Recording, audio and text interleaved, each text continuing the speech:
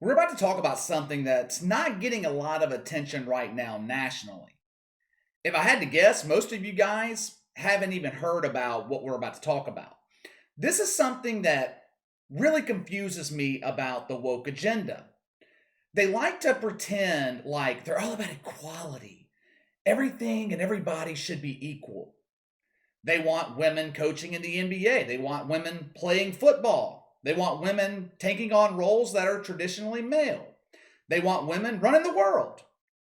But when it comes to sports, just this one thing, the equality ends for the wokers. They don't want an even playing field, at least when it comes to women's sports, because they want men to be able to compete in women's sports. Now, of course, these aren't real men. I'm sorry. I apologize.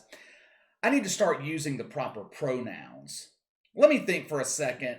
I need to figure out how I can say this and be politically correct. These people want women who were born with a penis to be able to compete athletically against women who were born with a vagina.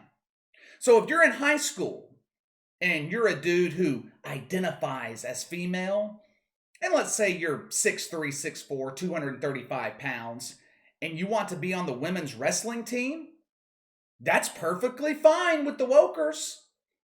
There has been a push in certain states to allow men to compete in women's sports. Now, before we go any further, have any of you guys ever stopped and wondered, why are they doing this? Why is there such a big push for this to happen? They're doing this to confuse gender roles. Women become men become women. We're getting to a point where the damn animals are smarter than half the human population. Have you ever had a male dog come up to you and tell you, you know what, I really want to be a bitch? Have you ever seen a cross-dressing frog? Have you ever come across a non-binary pansexual giraffe? Have your kids ever come home from the zoo and told you that they witnessed two female goats having sex with each other? Yeah, me either. Me either. Next thing you know, the far left will want the taxpayers to fund sex changes for animals. I don't understand why time is being wasted trying to determine if men should be allowed to compete in women's sports. It just doesn't make any sense. Seems like an easy problem to solve. The answer is no. According to the Williams Institute, 0.6% of the American population identify as transgender. That equates to around 2.1 million people, 42,000 people per state on average. That is a tiny fraction of the population. Yet, we're all expected to make laws and regulations to satisfy 0.6% of the population. And look, I am not blaming transgender people for this. It's not their fault. Once again, this is another segment of the population that's being used by the damn wokers so they can accelerate their agenda. A couple of hours ago, the state Senate in Louisiana voted to overturn Governor John Bel Edwards' veto on the transgender sports bill ban.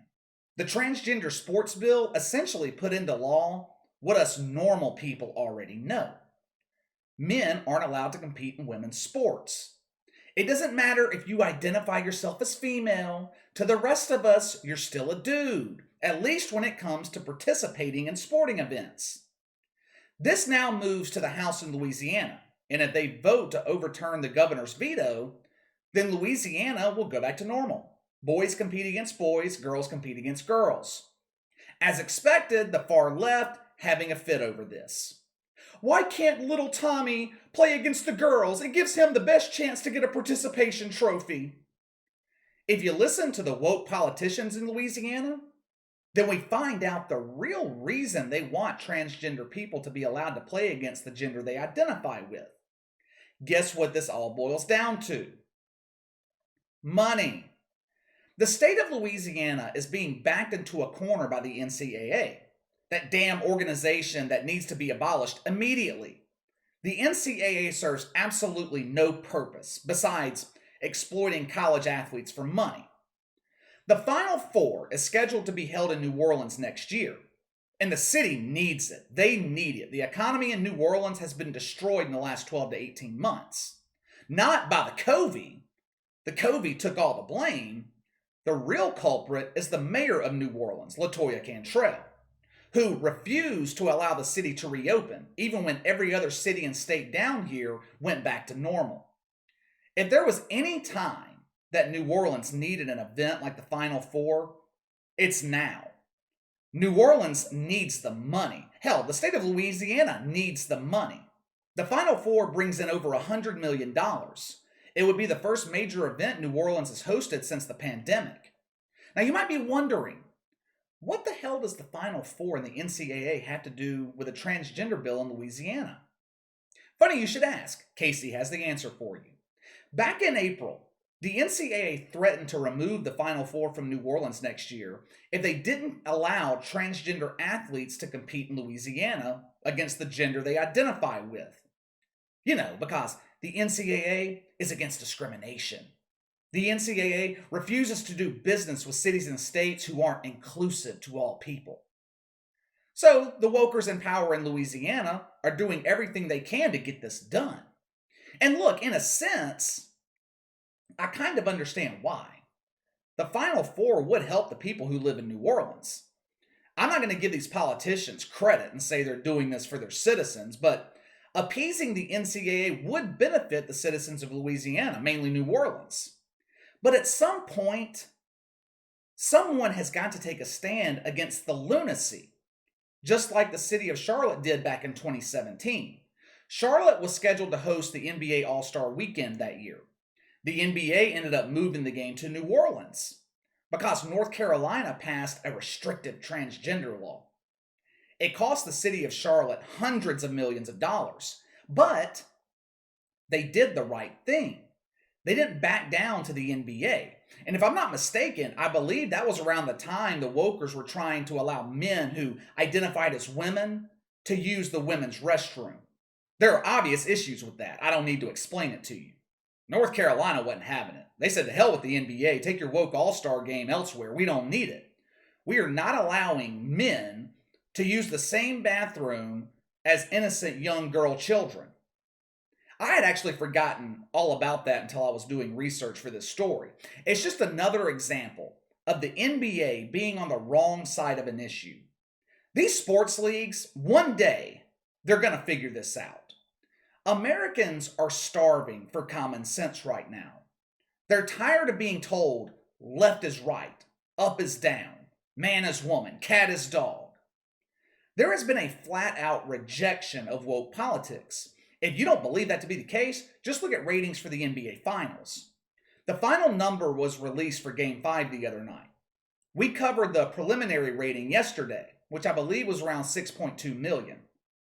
Final number for Game 5, 9.6 million, a drop of nearly 50% from 2019. The NBA lost 9 million viewers in 2 years, mainly due to their far-left politics. LeBron James and his push to defund the police. Now we have the NCAA endorsing transgender athletes. Basically, that's what they're doing, which flies in the face of the entire woke agenda. The far left is supposedly all about advancing women. You start allowing boys to compete in girls' sports at a young age, middle school, high school, women's sports will cease to exist altogether. Goodbye, WNBA. Goodbye, Gwen Berry. You know what makes this even more pointless in Louisiana? The state of Louisiana, they have never had an instance where a transgender boy has asked to play a girl's sport. It's never happened, not one time. So this damn bill, all of this is useless. It doesn't matter. I guess all the kids in Louisiana are choosing to remain in the gender roles that they were born with. Those damn kids. Why don't they want a sex change? It is ridiculous that the NCAA will remove the Final Four from New Orleans over a transgender bill. Hell, it's ridiculous for them to do this over any political bill. This is another reason why politics should never be involved in sports. Going down this path, we're never going to have another major sporting event in a red state or a red city. Good luck planning the Super Bowl. Places like New England, not a great place to be in February. All right, time to let me know your thoughts. What do you think of the NCAA threatening to remove the Final Four from New Orleans over a transgender law? Also, do you guys hate the NCAA as much as I do? Should the NCAA be abolished? Sound off in the comments below. Let me know your thoughts. Make sure to like and subscribe. Click the notification bell to receive all notifications from the channel. Best way to contact me is by email at btlkc84@gmail.com, KC_BTL84 on Twitter. I'll see you guys tomorrow.